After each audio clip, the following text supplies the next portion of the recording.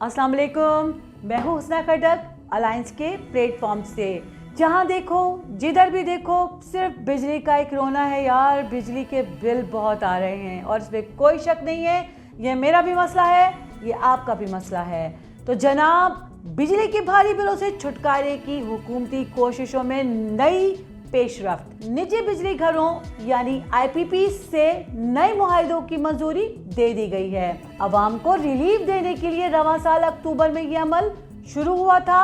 तब 5 कंपनियों से मुआहदे खत्म करके मंजूरी दी गई है।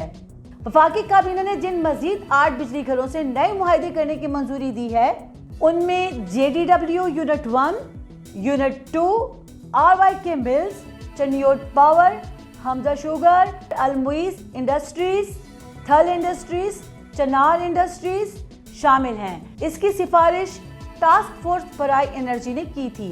IPPs मुआहदों पर नजरसानी से कौमी खजाने को तकरीबन 238 अरब रुपए सालाना बचत होगी और सारिफिन के लिए बिजली के बिलों में भी कमी आएगी।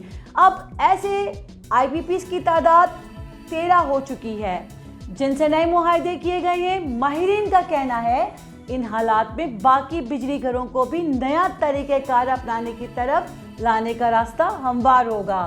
जनाब, ये तो है खुशखबरी जो कुछ अरसे बाद जाहिर हो जाएगी। अल्लाह हाफिज।